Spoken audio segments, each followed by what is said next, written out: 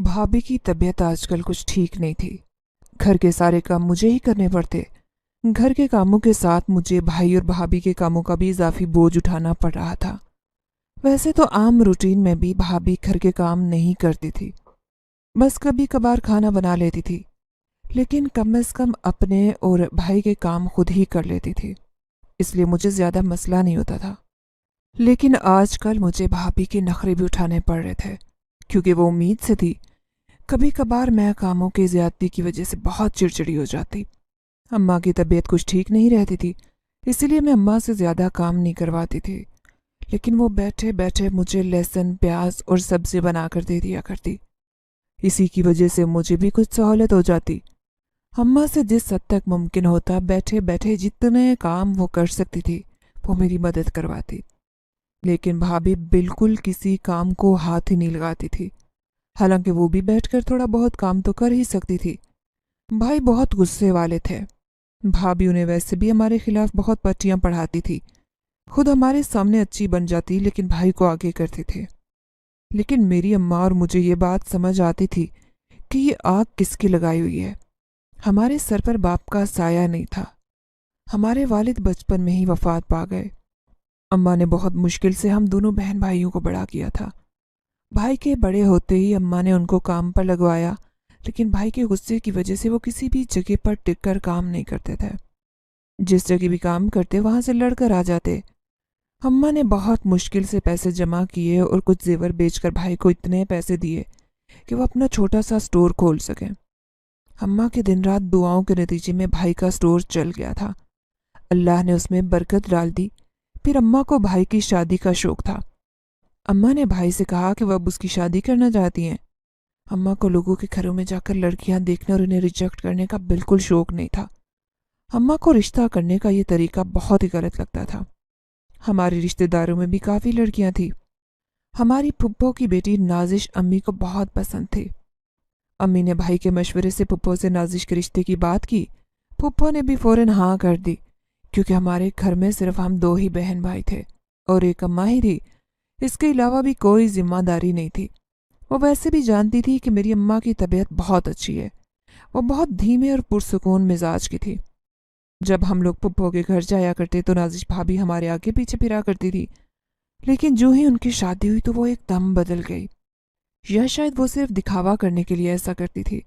बज़ाहिर तो वो हमारे सामने अच्छी ही बनी होती थी, लेकिन कहते हैं कि दोगले लोग ज्यादा खतरनाक होते हैं। जो लोग हमारे सामने दुश्मनी का इजहार करें वो इतने खतरनाक नहीं होते। जो लोग पीछे चुप कर वार करते हैं वो खतरनाक होते हैं। हमने बहुत शौक और चाव के साथ शादी की थी। अम्मा ने नाजिश भाभी के बहुत नखरे उठाए। हमने घर की कोई जिम्मेदारी उनके सर पर नहीं डाली। बस अगर उनका दिल करता तो वो काम कर लेती, वरना वो किसी काम को हाथ नहीं लगाती थी। उन्हें किसी किस्म की कोई रोक टोक नहीं थी। वो जब दिल चाहता अपने मायके चली जाती, जब दिल चाहता वापस आ जाती। भाई भी भाभी की बहुत बात मानते थे, क्योंकि वो शक्ल सूरत में बहुत अच्छी थी। उसने भाई को भी अपने काबू में किया हुआ था। आजकल उम्मीद से होने की वजह से भाभी की तबीयत काफ़ी ख़राब थी। डॉक्टर ने उन्हें बेड रेस्ट दी थी। भाई ने उनके लिए हर तरह के फल फ्रूट और मेवा जात ला कर रखे हुए थे। इसके अलावा हर महीने वो डॉक्टर के पास बाकायदगी से चेकअप के लिए जाया करती थी। पहले तो मुझे ऐसे ही लगता कि वो सच में बीमार है, लेकिन एक दो बार मैंने नोटिस किया कि जब वो अकेली बैठी होती थी तो बिल्कुल ठीक होती। जो ही वो हम में से किसी को देखती तो साथ ही अपनी शक्ल पर नकाहत तारी कर लेती और कराहने लग जाती। मुझे बहुत हैरानी हुई। मैं बस यही सोचती थी कि लोग भी ना जाने कैसे कैसे ड्रामेबाज होते हैं, किस तरह से वो हकीकी एक्टिंग कर लेते हैं। मुझसे तो एक झूठ भी ठीक से नहीं बोला जाता था। अगर कभी मैं झूठ बोलने की कोशिश करती तो मेरे मुंह से साफ पता चल जाता कि मैं झूठ बोल रही हूँ। भाभी के सारे काम करने और नखरे उठाने के बावजूद भी भाई मुझसे खफाई रहते। मुझे ये बात समझ में नहीं आती थी कि वो मुझसे क्यों नाराज रहते। अपनी शादी से पहले वो मुझसे बहुत प्यार करते थे। रोज रात को अक्सर मेरे लिए मेरी पसंद की खाने की चीज़ें लेकर आया करते। वो मुझे पॉकेट मनी के अलावा भी इजाफी पैसे देते थे, लेकिन अब उन्होंने मेरा हाल भी पूछना गवारा नहीं किया। बस उन्हें लगता था कि हम सब उनकी बीवी के साथ ज्यादती करते हैं और उनका ख्याल नहीं रखते। अम्मा ने बहुत दफ़ा उन्हें समझाने की कोशिश की कि हम भाभी से घर का कोई काम नहीं करवाते, لیکن وہ اس بات کو نہیں مانتے تھے، کیونکہ بھابھی جب بھی بھائی گھر آتے تو ان کے سامنے کوئی نہ کوئی کام کرنے بیٹھ جاتی۔ یہ دیکھ کر بھائی کو غصہ آتا، وہ مجھے ڈانٹتے کہ میں بھائی کو بہت دفعہ اپنی صفائی پیش کرنے کی کوشش کرتی، لیکن میری بھابھی وہ بھی نہیں دیتی تھی، اور بھائی تو ویسے ہی غصے میں کسی کی بات نہیں سنتے تھے۔ یہ دیکھ کر اماں بھی کڑتی تھی۔ اماں کو نازش بھابھی کو بہو بنانے کے بعد بہت پچھتاوا ہو رہا تھا۔ وہ سوچتی تھی کہ شاید وہ غیروں میں شادی کرتی تو زیادہ بہتر تھا۔ میری پھپھو کو ویسے بھی کچھ کہنے کا فائدہ نہیں تھا، وہ اپنی بیٹی کا ہی ساتھ دیتی۔ وہ جب بھی ہمارے گھر آتی وہ یہی کہتی کہ میری بیٹی تو بہت ہی بیمار ہے، اس کا رنگ بہت پیلا پڑ چکا ہے، نہ جانے کچھ کھاتی بھی ہے یا نہیں، میرے جگر کے ٹکڑے کا خیال رکھا کریں۔ پھپھو کی ایسی باتیں سن کر مجھے بہت غصہ آتا۔ میرا دل کرتا کہ انہیں آگے سے ٹھیک ٹھاک جواب دوں۔ ان کی بیٹی سارا دن کچھ نہ کچھ کھاتی رہتی تھی، نہ کوئی کام کاج کرتی تھی، الٹا مکر کر کر کے ہم لوگوں کا جینا حرام کیا ہوا تھا۔ اس نے مجھ سے میرا بھائی چھین لیا۔ میری اماں بیچاری سیدھی سادی خاتون تھی، خاموشی اختیار کیے رکھتی، اور مجھے بھی کہتی کہ میں کسی بڑے کو آگے سے جواب نہ دوں۔ میں اماں سے اکثر پوچھتی، کیا پھپھو بھی نازش بھابھی کی طرح ایسے ہی اپنے سسرال میں کرتی ہوں گی؟ اماں کہنے لگی، میری پھپھو بھی اپنی جوانی میں بہت لڑاکا ہوا کرتی تھی۔ جب میں بیاہ کر آئی تھی تو اس وقت میری پھپھو کی شادی نہیں ہوئی تھی، وہ غیر شادی شدہ تھی۔ جب بھی تمہارے ابا گھر میں کوئی چیز لے کر آتے تو سب سے پہلے اپنی ماں اور بہن کو دیتے۔ مجھے اس بات پر کبھی اعتراض نہیں ہوا تھا کہ وہ ایسے کیوں کرتے، لیکن تمہاری پھپھو اور دادی مجھے اس میں سے کچھ بھی نہیں دیتی تھی، سب کچھ سنبھال کر بیٹھ جاتی۔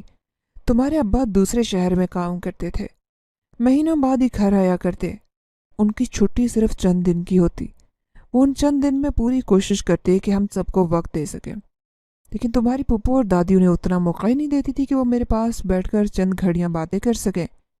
وہ اپنے ہی کاموں میں انہیں الجھائے رکھتی۔ عام روٹین میں بھی مجھے کسی چیز کو کھانے پینے کی اجازت نہیں دی، اگر وہ مجھے اجازت دیتی تب بھی میں کچھ کھا سکتی تھی۔ ان سے پوچھے بغیر گھر میں کھانا بھی کھانے لگتی تو وہ دونوں میری بہت بے عزتی کرتی تھی۔ تمہارے نانا آئے دن گھر میں کچھ نہ کچھ بھیجتے رہتے تھے تاکہ میرے سسرال والے میرے ساتھ اچھا سلوک رکھیں، لیکن وہ تمام چیزیں وصول کرنے کے باوجود بھی میرے ساتھ اچھا رویہ نہیں رکھتے تھے۔ الٹا وہ مجھے مزید اپنے فرمائشی پروگرام سنایا کرتی تھی کہ میں اپنے باپ کے پاس جاؤں اور فلاں چیز لا کر دوں۔ میرے باپ کے گھر سے آئی ہوئی چیزیں بھی وہ مجھے نہیں دیتی تھی، وہ صرف ان پر اپنا حق سمجھتی تھی۔ حتیٰ کہ میری خالہ اور چچا بھی میرے گھر شادی بیاہ کے موقع پر کھانا اور مٹھائی بھیجتے تو وہ مجھے کہتی کہ میں یہ سب کھا کر کیا کروں گی، میری صحت کے لیے یہ چیزیں اچھی نہیں ہیں، اور سب کچھ خود ہی کھا جاتی۔ جب تمہارے ابا گھر آتے تو اس وقت وہ میرے ساتھ ایسے پیش آتی جیسے انہوں نے کبھی برا رویہ میرے ساتھ رکھا ہی نہیں، جیسے انہوں نے مجھے شہزادیوں کی طرح رکھا ہوا ہے۔ لیکن ان کے جانے کے ساتھ ہی ان کا رویہ تبدیل ہو جاتا تو میں ان کی اس منافقت بھرے رویے کو دیکھ کر حیران پریشان رہتی۔ میرے گھر والے میرے سسرال والوں کے ہزار نخرے اٹھاتے۔ میں اکثر سوچتی تھی کہ میرے گھر والے ان کے اتنے چاؤ پورے کرتے ہیں، اس کے باوجود بھی یہ خوش نہیں ہوتے، نہ مجھے کوئی اہمیت دیتے۔ اگر کسی غریب لڑکی کی شادی اس گھر میں ہو جاتی تو اس کا یہ کیا حال کرتے؟ میں کسی فالتو کپڑے کو بھی ہاتھ لگاتی تو تمہاری دادی کہتی کہ یہ تمہارے جہیز کا نہیں ہے۔ میرے جہیز میں سارے کپڑے بھی وہ دونوں استعمال کر لیتی۔ مجھ سے انہوں نے کبھی اجازت نہیں لی اور نہ پوچھنے کی زحمت گوارا کی، میری جہیز کی ہر چیز استعمال کرتی۔ اس وقت صوفے عام نہیں ہوا کرتے تھے، یہ لوگ میرے صوفے اکثر ہمسایوں کو بھی استعمال کرنے کے لیے دے دیتے۔ میرے لائے ہوئے جہیز کو یہ بہت باتیں کرتی تھی، اس میں سے بہت نقص نکالتی، لیکن پھر بھی وہ تمام چیزیں استعمال کرتے ہوئے انہیں کوئی نقص یاد نہیں آتا تھا۔ میری سلائی مشین بھی میرے جہیز میں آئی تھی۔ اس وقت میرے سسرال میں بہت کم لوگوں کے پاس سلائی مشین تھی۔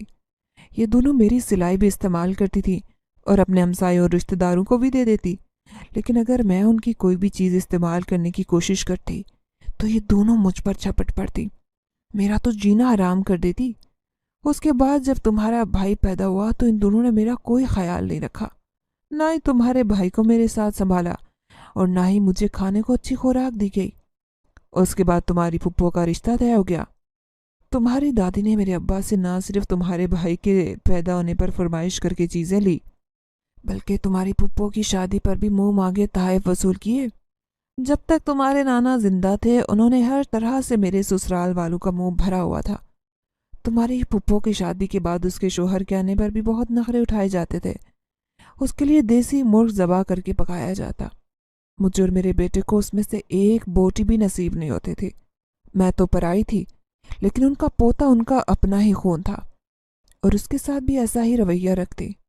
لیکن کہتے نا کہ وقت ایک سا نہیں رہتا، بدل جاتا ہے۔ آہستہ آہستہ تمہاری دادی بھی بوڑھی ہو رہی تھی۔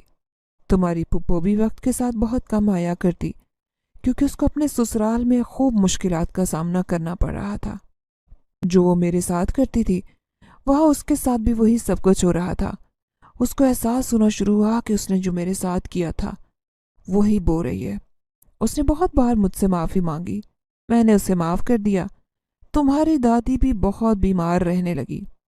میں گھر پر اکیلی اتنی ساری ذمہ داریوں کو نہیں سنبھال سکتی تھی، تو تمہارے ابا نے واپس اپنے شہر آنے کا فیصلہ کر لیا۔ میں نے تمہاری دادی کی دن رات خدمت کی۔ اپنے آخری وقت میں مجھے وہ بہت دعائیں دیتی تھی، مجھے کہتی تھی کہ میں ان کو معاف کر دوں۔ انہوں نے میرے ساتھ زیادتی کی تھی، ان تمام چیزوں کا انہیں احساس ہو چکا تھا۔ میں نے انہیں دل سے معاف کر دیا تھا۔ اب تو تمہاری پھپھو بڑی حد تک سدھر چکی ہے، لیکن پھر بھی انسان کی فطرت مکمل طور پر نہیں بدل سکتی۔ وہ ایک حد تک ہی اس پر قابو پا سکتا ہے۔ فطرتوں کا اس طرح کا ہونا بھی ہمارے لیے بہت بڑی آزمائش ہوتی ہے۔ اسی لیے میں نے اس کی بیٹی کا رشتہ لے لیا، کیونکہ مجھے لگتا تھا کہ نازش اپنی ماں سے بہت مختلف ہے۔ ویسے بھی تمہاری پھپھو بھی بدل چکی تھی۔ مجھے ان سے اچھی امید تھی کہ ان کی بیٹی کی پرورش اس نے اچھے انداز سے ہی کی ہوگی، لیکن یہ تو میری غلط فہمی تھی۔ اماں کی بات سن کر میں نے اماں سے کہا کہ آپ نے یہ تمام باتیں آج سے پہلے مجھ سے کبھی نہیں کی۔ انہوں نے کہا وہ اس لیے میرے ساتھ یہ باتیں نہیں کرتی تھی کیونکہ وہ نہیں چاہتی تھی کہ میں پھپھو اور دادی کے بارے میں غلط سوچوں، لیکن آج نہ جانے کیسے ان کے منہ سے یہ ساری باتیں نکل گئی۔ اماں نے مجھے یہی سمجھایا کہ انسان کو کسی کے ساتھ برا نہیں کرنا چاہیے، کیونکہ یہ سب کچھ واپس اپنی طرف لوٹ کر ضرور آتا ہے۔ لوگوں کو تکلیف پہنچانا اللہ کو سخت ناپسند ہے۔ اگر ہم کسی کی زندگی میں آسانی نہیں پیدا کر سکتے تو ہمیں مشکل بھی نہیں پیدا کرنی چاہیے، اور اللہ سے ہمیں زیادہ سے زیادہ استغفار کرنا چاہیے، کیونکہ بعض گناہ ہم سے انجانے میں ہو جاتے ہیں۔ ہمیں نہیں معلوم ہوتا کہ ہم نے اپنے منہ سے ایسے تکلیف دہ الفاظ ادا کیے ہیں جو کسی کا سینہ چھلنی کر گئے۔ اسی لیے تو کہتے ہیں کہ پہلے تولو پھر بولو۔ ہمارے تو طنز و مزاح میں ادا کیے گئے الفاظ بھی دوسروں کا دل دکھا سکتے ہیں۔ اماں کی ان تمام باتوں سے میں بہت متفق تھی۔ میں کوشش کرتی کہ ایسی بات نہ کہوں جس سے کسی کا دل دکھے، لیکن ایک دو بار میں نے بھابھی کو چائے کے اندر کچھ ملا کر بھائی کو دیتے دیکھا۔ مجھے لگا شاید وہ چینی ملا کر دے رہی ہے، لیکن وہ ملانے سے پہلے ادھر ادھر دیکھ رہی تھی۔ میں بہت حیران ہوں کہ انہیں چینی ملانے کے لیے بھی پہلے ادھر ادھر دیکھنے کی ضرورت کیوں پیش آ رہی ہے۔ مجھے دال میں کچھ کالا لگ رہا تھا، لیکن میں نے سوچا کہ میں کچھ زیادہ ہی نیگیٹو ہو رہی ہوں۔ میں نے اس بات کو نظر انداز کر دیا۔ اماں سے بھی اس بات کا ذکر نہیں کیا، کیونکہ ایک بات جو مجھے کنفرم نہ ہو میں اس کا ذکر بھی کبھی نہیں کرتی۔ کچھ دن تک میں نے 3 سے 4 دفعہ انہیں ایسے ہی کرتے دیکھا۔ اب میرا شک یقین میں بدل رہا تھا۔ ایک دن میں نے بھابھی کے مائکے جانے کے بعد بھائی کے کمرے کی تلاشی لی۔ اگرچہ یہ غیر اخلاقی حرکت تھی، لیکن میں اپنا شک دور کرنا چاہتی تھی۔ میں نے ان کے تکیوں کے کور اور گدے کے نیچے چیک کیا تو مجھے وہاں پر تعویذ ملے۔ میں نے ان تعویذوں کو کھول کر اس کے اندر کوئی سادہ سا پیپر باندھ کر دوبارہ اسی جگہ پر رکھ دیا، کیونکہ میں جانتی تھی کہ اگر میں یہ بات کھولوں گی تو کوئی میرا یقین نہیں کرے گا۔ الٹا بھابھی میرا ہی نام لگا دے کہ یہ تعویذ میں لے کر آئی تھی اور نام بھابھی کا لگا رہی ہوں۔ اس طرح کے کاموں میں میرا دماغ ہمیشہ بہت اچھا کام کرتا تھا۔ میں نے کسی کو بھی یہ بات ظاہر نہیں ہونے دی۔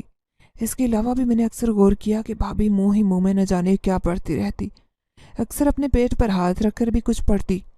مجھے تعویذ دھاگے ان تمام کاموں سے بہت نفرت تھی۔ عقل مندی اسی میں تھی کہ میں اس کا حل خاموشی کے ساتھ کر دوں، گھر میں کسی کو بتائے بغیر۔ ایک دن میں کچن میں کام کر رہی تھی۔ بھابھی کچن کے قریب کھڑے ہو کر فون سے کسی سے بات کر رہی تھی۔ ان کی آواز میرے کانوں میں پڑی۔ وہ کسی کو بول رہی تھی کہ وہ چاہتی ہیں کہ جب ان کا بچہ پیدا ہو اس کے اندر غیر معمولی ذہانت اور غیر معمولی طاقت ہو۔ وہ اس سے کوئی وظیفہ پوچھ رہی تھی۔ نہ جانے کیوں بھابھی کو ہر چیز دوسروں سے مختلف اور زیادہ کیوں چاہیے ہوتی ہے۔ وہ ہمیشہ وہی چیز لینا پسند کرتی ہیں جو کسی اور کے پاس نہ ہو۔ وہ شاید اپنی اولاد بھی ایسے ہی چاہتی تھی کہ ان کا بچہ دنیا میں سب سے مختلف نظر آئے، ذہانت میں بھی اور طاقت میں بھی۔ میرا دل کیا کہ میں اپنا سر پیٹ لوں. اس عورت کا کچھ نہیں کیا جا سکتا تھا. نہ جانے الٹے سیدھے وظیفے اور تعویذ دھاگوں کے چکروں میں یہ ہمیں کسی اور مصیبت میں مبتلا نہ کر دے.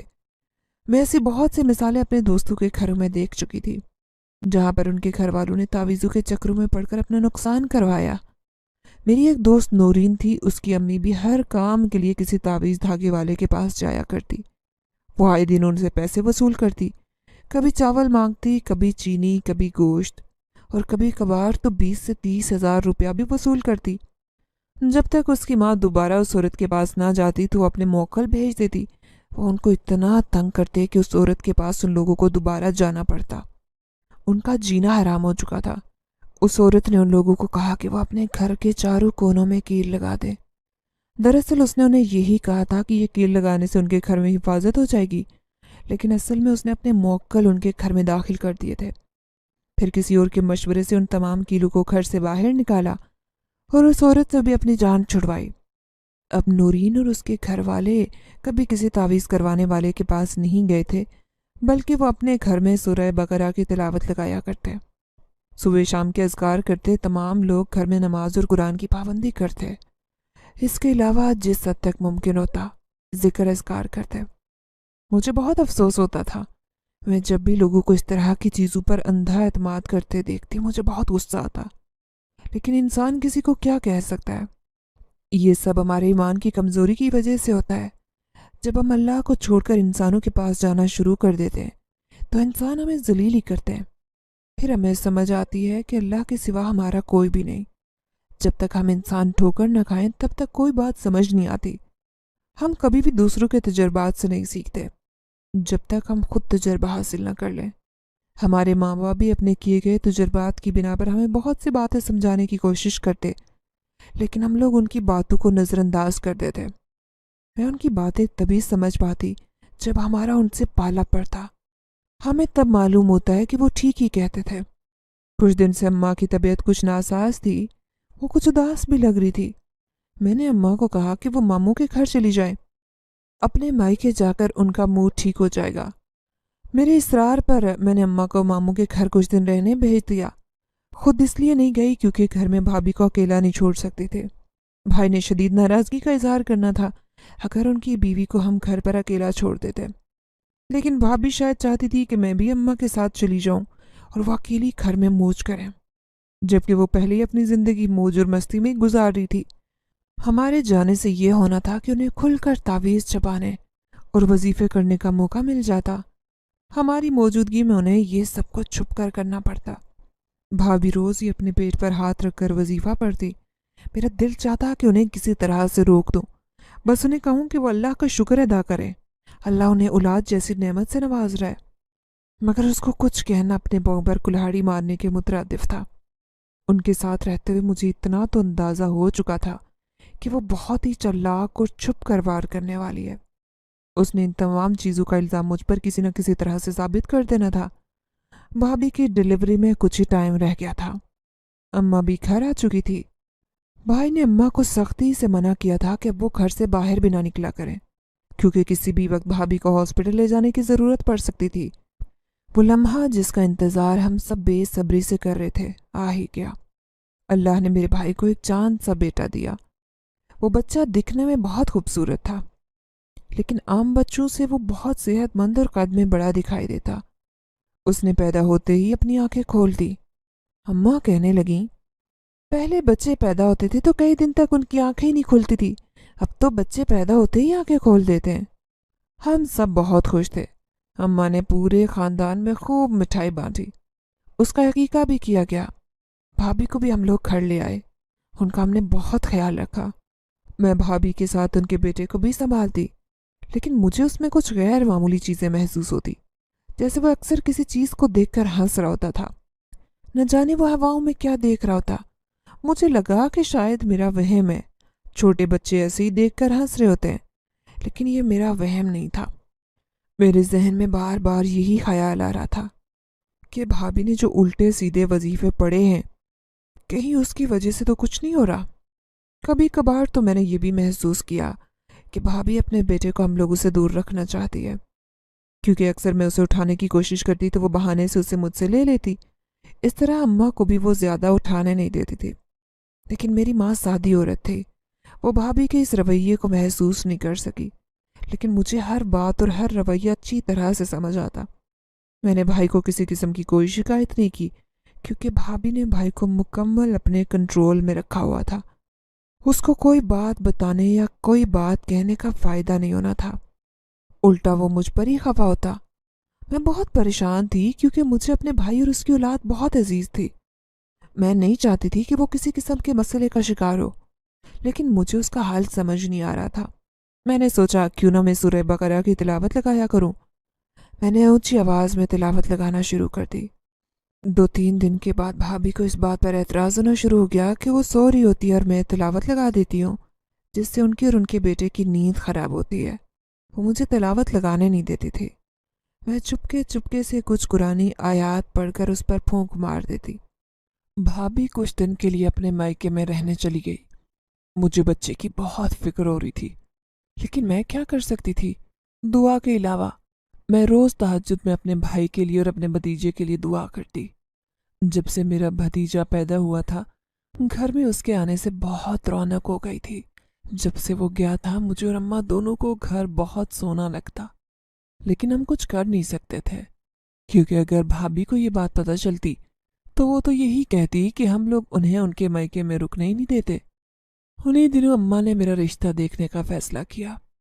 उन्होंने भाई से इस बारे में बात की। भाई ने कोई एतराज़ नहीं किया।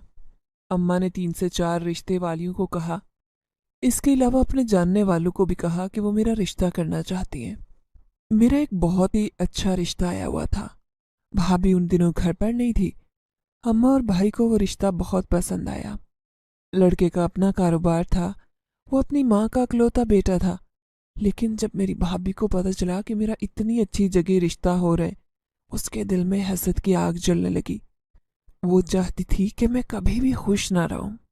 मुझे नहीं मालूम कि वह ऐसा क्यों चाहती थी। उसने बहाने बहाने से भाई और अम्मा को इस रिश्ते में नुक्स निकाल कर रिश्ता तोड़ने की कोशिश की, लेकिन उसकी कोशिश नाकाम हुई। इस बार भाई ने भी उसकी बात पर ज्यादा तवज्जो नहीं दी। उसने भाभी को यही कहा कि जल्द अज जल्द हमें हमारे फर्ज से सुबकदोश होना चाहिए।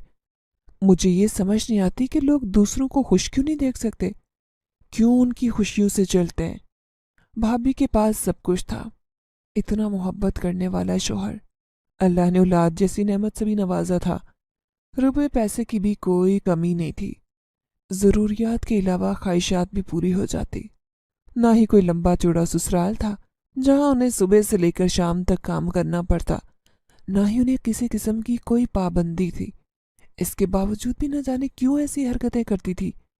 वो कोई गैर नहीं थी, बल्कि हमारी पुप्पो की सगी औलाद थी।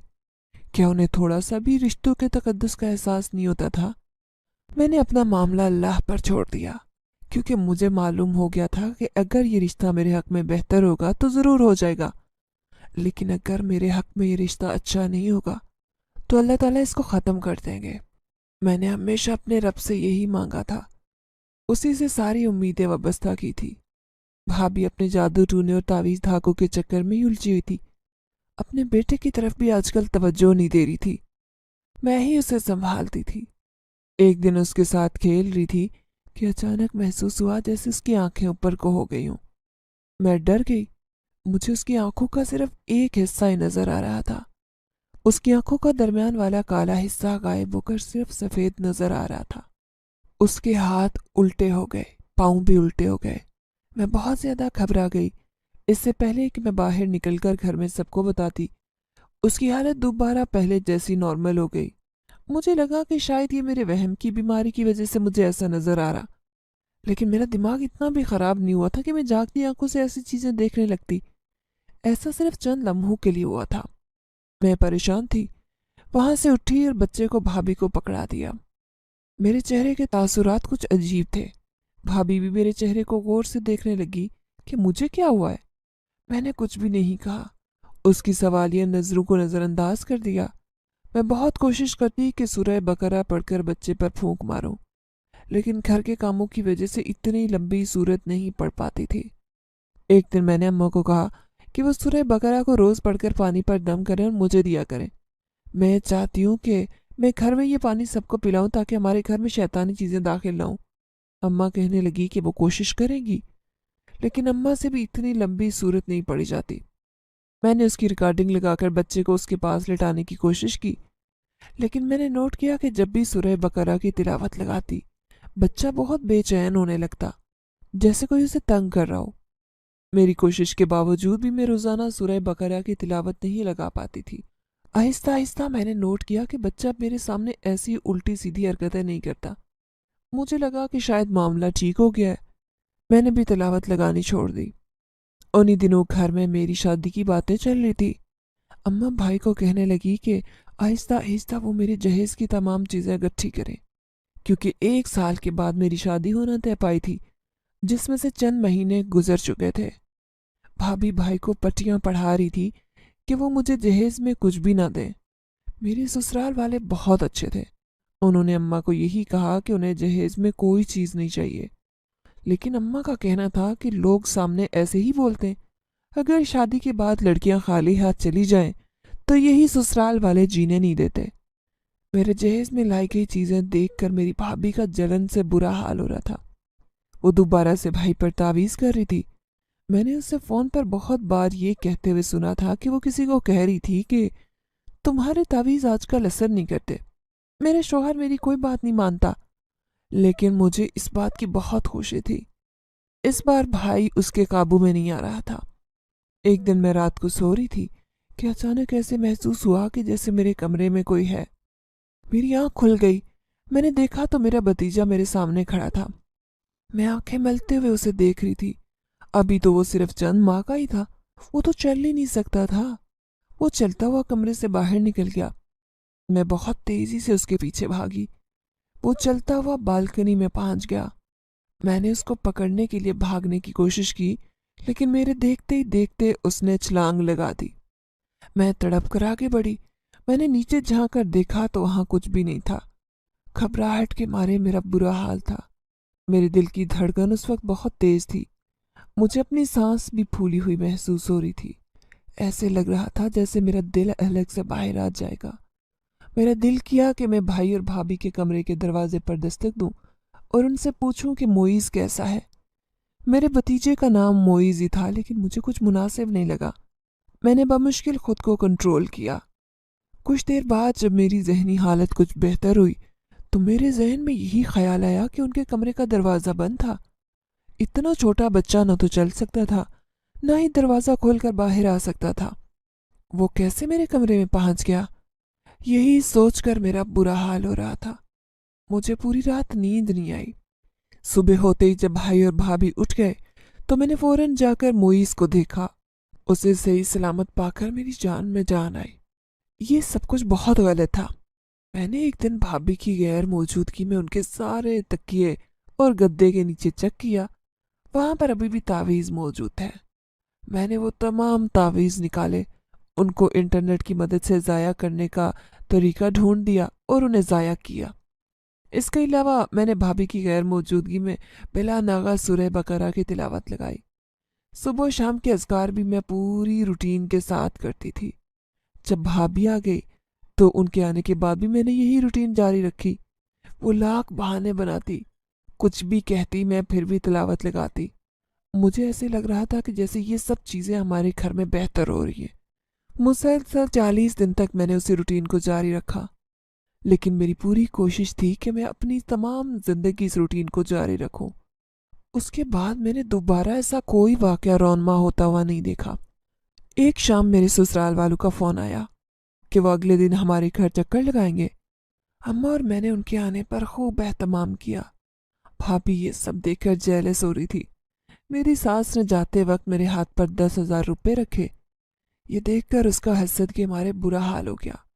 भाभी ने पूरी कोशिश की कि वो मेरी सास के पास बैठकर कोई ना कोई ऐसी बात ज़रूर करे जिससे मेरे ससुराल वालों का मूड ऑफ हो, लेकिन वो अपनी कोशिश में कामयाब नहीं हो सकी। मैं अल्लाह का बहुत शुक्र अदा कर रही थी कि हमारे घर में आजकल कुछ भी उल्टा सीधा नहीं हो रहा, लेकिन भाभी की जान को तो सुकून नहीं था। उसके तावीज़ों का असर आहिस्ता आहिस्ता हमारे घर से ख़त्म हो रहा था। उसके कोई तावीज़ असर नहीं कर रहे थे।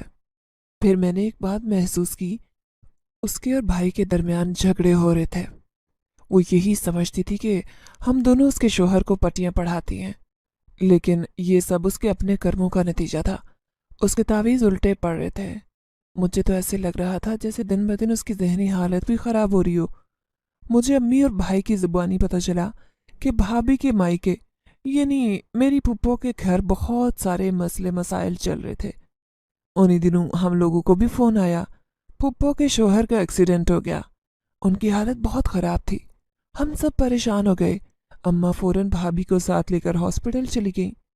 پھپھو بہت زیادہ رو رہی تھی۔ ہم نے انہیں بہت تسلی دی۔ میرے پھپھا کوما میں چلے گئے۔ پھپھو کے مالی حالات آج کل خراب ہو گئے، ان کے پاس علاج کے بھی پیسے نہیں تھے۔ میرے بھائی نے جس حد تک ممکن ہوا ان کی مدد کی، لیکن ان کے گھر میں ایک مسئلہ ہوا، وہاں تو مسئلوں کا انبار لگا ہوا تھا۔ بھابھی نہ جانے کس سے فون پر بات کر رہی تھی۔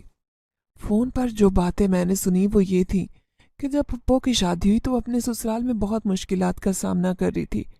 جب بھی کسی لڑکی کی نئی نئی شادی ہوتی تو اسے ایک ماحول سے دوسرے ماحول میں ایڈجسٹ ہونے میں وقت لگتا ہے۔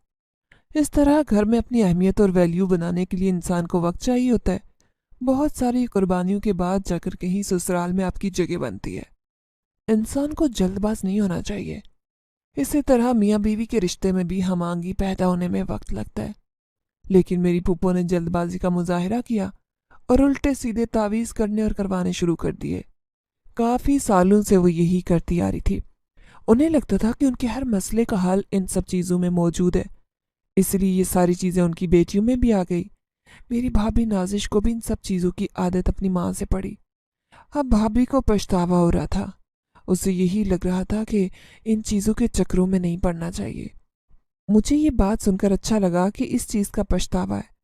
میں نے صدقے دل سے دعا کی کہ اللہ ہم سب کو ہدایت دے۔ کچھ دن گزرنے کے بعد ہم لوگوں کو پھپھا کے انتقال کا پتہ چلا۔ ہم سب کو بہت افسوس ہوا۔ میں بھی وہاں گئی تھی۔ ان کے لیے یہ بہت مشکل وقت تھا۔ ہم سب نے ان کا بھرپور ساتھ دیا۔ ہمارا رویہ دیکھ کر بھابھی بھی ہمارے ساتھ قدرے بہتر ہو رہی تھی، لیکن وہاں جا کر مجھے احساس ہوا کہ ان کے گھر میں بہت کچھ غلط ہو رہا ہے، کیونکہ میرے پھپھا کی وفات کے چند دن بعد ہی ان کے ہاں رکنے کا اتفاق ہوا۔ مجھے ان کے گھر میں مختلف سائے چلتے دکھائی دے رہے تھے۔ ان کے گھر میں ہر وقت لڑائی جھگڑا لگا رہتا، کوئی بھی بات نہیں ہوتی۔ چھوٹی سی بات پر سب ایک دم بھڑک جاتے۔ گھر میں جتنے بھی پیسے آتے ان کی سمجھ ہی نہیں آتی، وہ خرچ ہو جاتے یا پھر کہیں غائب ہو جاتے۔ بھابھی کے علاوہ ان کی 2 بہنیں اور 2 بھائی اور بھی تھے۔ ان کے دونوں بیٹے کماتے تھے، لیکن اس کے باوجود بھی ان کی کمائی میں برکت نہیں تھی۔ معمولی باتوں پر ان کے بیٹے غصے میں آ جاتے اور گھر میں چیزوں کی توڑ پھوڑ شروع ہو جاتی۔ وہ ایک دوسرے کے ساتھ ہاتھا پائی پر اتر آتے۔ ان کی بیٹیاں بھی ایسی ہی تھی۔ گھر میں ذہنی سکون کی بہت کمی تھی۔ میں نے پھپھو کو کہتے سنا تھا، وہ بھابھی کو کہہ رہی تھی کہ انہیں دوبارہ سے تعویذ کروانے والے کے پاس جانا پڑے گا، ورنہ ان کے گھر میں یہ فساد اور لڑائی ختم نہیں ہوگی۔ مجھے بہت افسوس ہو رہا تھا۔ میرا دل کیا کہ میں انہیں کہوں کہ وہ اس کے پاس نہ جائیں، بلکہ اپنے آپ کو اللہ کے قریب کریں اور اس کی سنت پر عمل کرتے ہوئے وہ طریقے اپنائیں جس کا اللہ نے حکم دیا ہے۔ ان کے گھر کا ماحول خود ہی سیٹ ہو جائے گا، انہیں کسی اور کے پاس جانے کی ضرورت نہیں پڑے گی۔ لیکن مجھے یہ کہتے ہوئے جھجک محسوس ہو رہی تھی کہ نہ جانے وہ لوگ مجھے کیسا رد عمل دیں۔ میں نے اپنی آنکھوں کے سامنے ان کے گھر کی پیٹیاں الٹی ہوئی دیکھی۔ میرا بھتیجا بھی وہاں جا کر دوبارہ سے پہلے جیسی حالت میں واپس جا رہا تھا۔ مجھے دوبارہ محسوس ہوا کہ وہ کسی نادیدہ چیز سے باتیں کرتے ہیں۔ میرا بس نہیں چلتا تھا کہ میں یہاں سے چلی جاؤں اور اپنے بھتیجے موئیز کو بھی لے جاؤں۔ مجھے ان کے گھر میں بہت گھٹن محسوس ہو رہی تھی۔ میں نے بہت مشکل سے وہاں چند دن گزارے۔ اماں کا ارادہ کچھ دن اور گزارنے کا تھا۔ میں نے اماں کو کہا کہ وہ مجھے گھر جانے دیں۔ اماں کہنے لگی کہ وہ مجھے اکیلے گھر میں نہیں چھوڑ سکتی، آج کل کا ماحول اچھا نہیں ہے۔ نہ چاہتے ہوئے بھی مجھے رکنا پڑا۔ میری اپنی کزنز کے ساتھ اتنی دوستی بھی نہیں تھی، وہ ویسے بھی کچھ روکھی سوکھی سی رہتی۔ ایک دن ہم سب بیٹھے تھے، پھپھو اور ان کے بچے بھی ہمارے پاس تھے کہ اچانک میرے بھتیجے کی سائیکل خود بخود چلنے لگی۔ اس پر کوئی بھی بیٹھا نہیں تھا، لیکن اس کے باوجود وہ چل رہی تھی۔ ہم سب اس کی طرف حیرانگی سے دیکھ رہے تھے۔ پھپھو کے گھر میں اس طرح کی چیزیں ہوتی رہتی تھی، اسی لیے وہ لوگ ان باتوں کے عادی ہو چکے تھے۔ لیکن مجھے عادت نہیں تھی۔ میں ان سب کو کہنے لگی کہ یہ کیا ہو رہا ہے؟ آپ کے گھر میں کیا کوئی سایہ ہے؟ انہوں نے اس بات کو گول گول کرنے کی کوشش کی، لیکن مجھے تو سب معلوم تھا۔ نازش کے علاوہ ان کی باقی دونوں بیٹیوں کے رشتے میں بھی بہت رکاوٹ آ رہی تھی، لیکن آج کل تو پھپھا کی وفات کے بعد انہوں نے یہ سلسلہ روکا ہوا تھا۔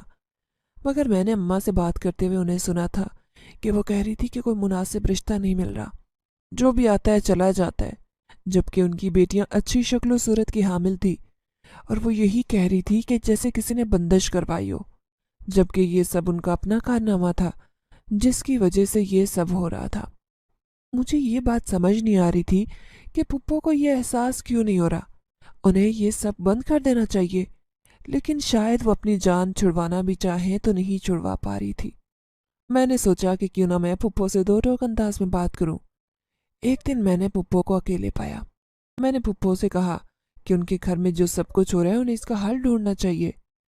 پہلے تو پھپھو نے مجھے ٹالنے کی کوشش کی، لیکن میں نے پھپھو کو بات ٹالنے نہیں دی۔ پھپھو نے مجھے خود ہی بتایا کہ وہ کسی بزرگ کے پاس جاتی تھی، انہیں کوئی مسئلہ ہوتا، وہ کسی کے بتانے پر جب پہلی دفعہ ان کے پاس گئی تو ان کا مسئلہ فوراً حل ہو گیا، تو میرا ان پر یقین پختہ ہو گیا۔ مجھے لگتا کہ یہ اللہ کے نیک بندے، تو میں ان کی دعا سے اپنے ہر مسئلے کو حل کر لوں گی۔ وہ مجھے تعویذ اور کیل اور پتہ نہیں کون کون سی چیزیں دیتے، اس کے علاوہ کوئی دم کیا ہوا پانی بھی دیتے، میں وہ سب کو پلا دیتی۔ کبھی تو میرا مسئلہ حل ہو جاتا اور کبھی نہ ہوتا۔ جب میرا مسئلہ حل نہیں ہوتا تو میں دوبارہ ان کے پاس جاتی اور انہیں کہتی تو وہ کہتے کہ میں نے ٹھیک سے عمل نہیں کیا ہوگا۔ وہ اس کے بدلے میں کہتے کہ مزید کوئی اور عمل کرنا ہوگا، کسی نے جادو کروایا یا کوئی بندش کروا دی ہے، اس کا توڑ کرنا ہوگا، تو انہیں اس کے لیے پیسے چاہیے۔ میں انہیں منہ مانگے پیسے دیتی۔ میرے گھر میں چاہے کھانے کے پیسے ہوتے یا نہ ہوتے، لیکن میں ان کو پیسے ضرور دیتی تھی۔ جب بھی میں کچھ عرصے تک ان کے پاس نہ جاتی تو کوئی نہ کوئی ایسا مسئلہ درپیش ہوتا، مجھے دوبارہ ان کے پاس جانا پڑتا۔ اب تو کافی عرصے سے میں نازش کے کہنے پر ان کے یہاں نہیں گئی تھی، تب سے دوبارہ ہمارے گھر میں بھی لڑائی اور فساد شروع ہو گیا تھا۔ مجھے اپنے کندھوں پر بہت بوجھ محسوس ہوتا، رات کو ڈراؤنے خواب آتے جس کی وجہ سے میں ٹھیک سے سو نہیں پاتی، اور نیند پوری نہ ہونے کی وجہ سے میری طبیعت بھی ٹھیک نہیں رہتی۔ میں نے پھپھو کو سمجھایا کہ اللہ کے نیک بزرگ ایسے کام نہیں کرتے، وہ کبھی بھی لوگوں کو نہیں لوٹتے، یہ سب تو کالے جادو دھوکے باز لوگ ہیں جو نیک بزرگوں کا نام استعمال کر کے لوگوں کو لوٹ رہے ہیں۔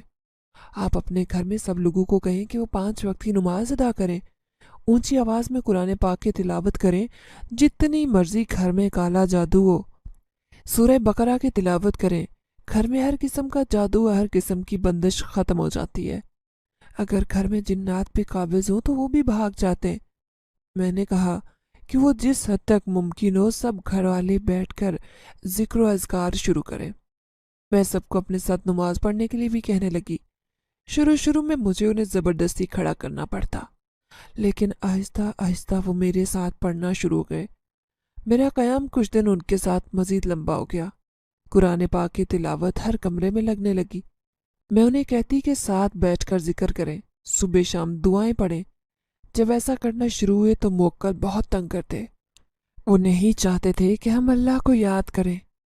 وہ مزید ڈراتے تھے، چیزیں گرنے کی آوازیں آنے لگتی۔ ایک دن وہ معیز کے اندر گھس گئے، وہ الٹا سیدھا ہو کر چل رہا تھا، وہ دیواروں پر بھی چلنا شروع ہو گیا۔ ہم سب ڈر گئے کہ کہیں وہ نیچے نہ گر جائے۔ کتنی دیر وہ ایسے ہی کرتا رہا۔ میں نے قرآنی آیات پڑھی تو جو بھی چیز اس کے اندر تھی وہ باہر بھاگ گئی۔ ایک دن نازش بھابی کی چھوٹی بہن آدھی رات کو اٹھ کر رونے لگی۔ بہت مشکل سے اس کو چپ کروایا۔ وہ کہتی تھی کہ مجھے کوئی بہت مار رہا ہے، میرا کوئی گلا دبا رہا ہے۔ اس کا گلا چیک کیا تو وہاں انگلیوں کے نشان تھے۔ میں نے پھر بھی سب جاری رکھا۔ وقت کے ساتھ سب بہتر ہونے لگا۔ پھپھو کے گھر میں لڑائی جھگڑا ختم ہو رہا تھا، برکتیں واپس آ رہی تھی۔ پھپھو اور بھابھی دونوں میری بہت مشکور تھی۔ اماں بھی میری بلائیں لیتی نہیں تھکتی تھی۔ بھائی کے علم میں بھی یہ سب نہیں تھا، نہ ہی ہم نے بتانا ضروری سمجھا، کیونکہ جو باتیں چھپی ہوئی ہوں ان کا ظاہر نہ کرنا ہی بہتر تھا۔ میں نہیں چاہتی تھی کہ میرے بھائی اور بھابھی کے درمیان تعلقات کشیدہ ہوں۔ मैं अपने घर को आबाद देखना चाहते थे। उन्हीं दिनों मेरे ससुराल वाले मेरी शादी की तारीख मांगने आ गए। अम्मा ने उन्हें अगले महीने की तारीख दे दी। मैं भी बहुत ज्यादा खुश थी। उन्होंने मेरा मुंह चूमा और मुझे अच्छे नसीब की दुआ करने लगी। मैंने शर्माते हुए अपना मुंह नीचे कर लिया।